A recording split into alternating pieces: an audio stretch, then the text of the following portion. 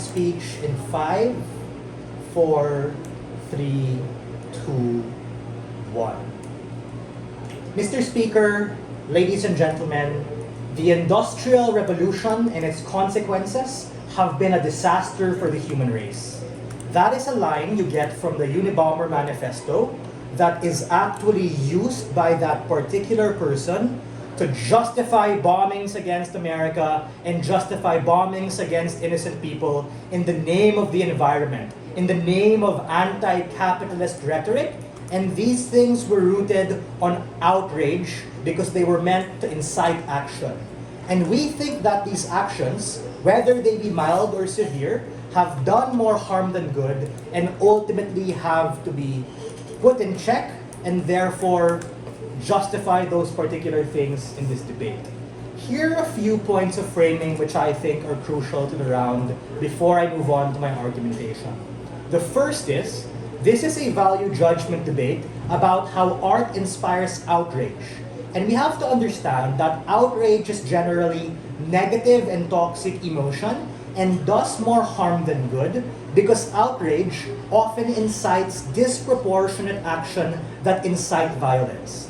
This could be as mild as maybe apathy and cancel culture and the inability to listen to the other side because you label them as bigots or other pejorative labels that stifle discourse. Or this could be as extreme as inciting riots, rebellions, civil disobedience, and other acts of violence that push people to have to fight fights that they might otherwise not want to be involved in and puts them at a degree of risk. It could be physiological risk wherein they can die in these particular things, or maybe reputation risk wherein they get associated with these particular toxic movements and ultimately robs them the capacity to be able to be employed or participate in other ways in the social sphere.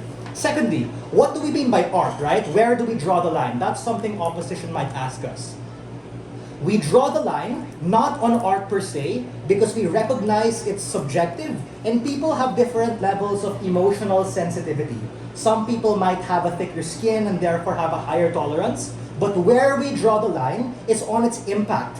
Any art in whatever way, shape, and form that might depict all men as pigs in the name of the feminist movement, or the 1% of Wall Street investment bankers and stock traders as greedy bastards in the name of capitalism, that's exactly when we can see it's being used as a rally point by these particular movements, whether that be an image, whether that be a meme, whether that be a GIF, or whether that be a book. We think this is a disgrace. And lastly, a preemption on what they might say. Why is the freedom to express yourself not absolute? And we think it's very simple. Your right to express yourself ends when it starts infringing upon the capacity of other people's rights, the basic social contract we have in society. And we tell you that incitement through outrage is precisely a threat and probability in which people can start taking action against particular people, and that ultimately becomes harmful. Moving on to my first argument. Why does art that inspire outrage incite more violence and harm?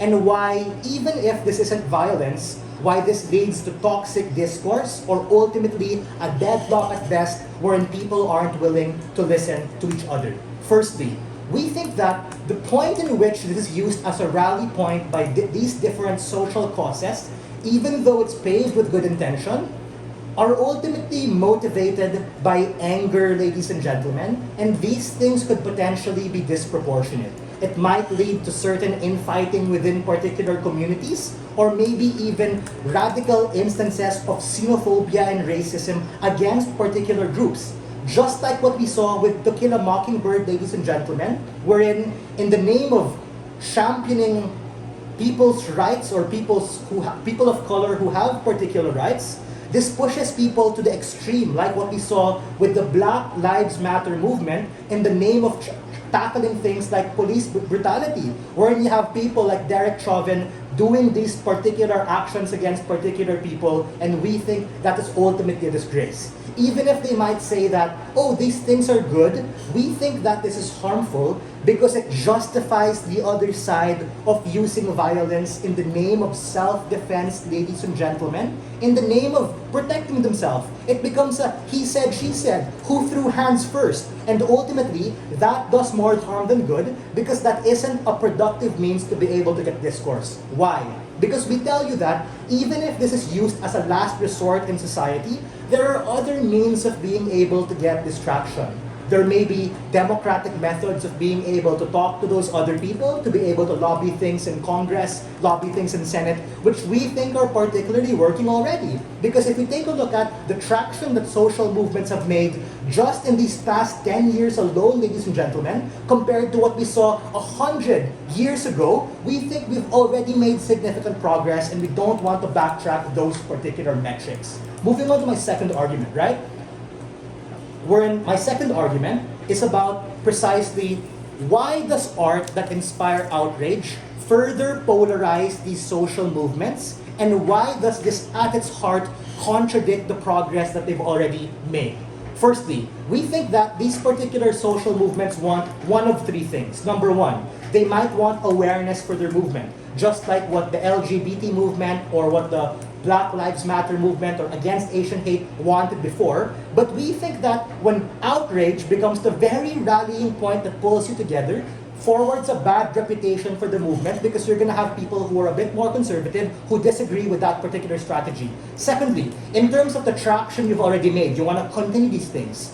We think you actually contradict and backtrack the movement wherein certain politicians, corporations, and maybe allies from the opposite sex or from the opposite counterparty might not want to support you anymore when they see you devolving into animalistic tendency, when you start being hostile towards other people, whether that be through action or whether that be through speech, and ultimately that stifles your capacity to get more support. And lastly, in terms of conversion, ladies and gentlemen, of people on the fences, there may be people in the gray area. They're not sure about how they can be an ally. They want to help the movement. They start seeing it as toxic and apathetic and are less likely to particularly join.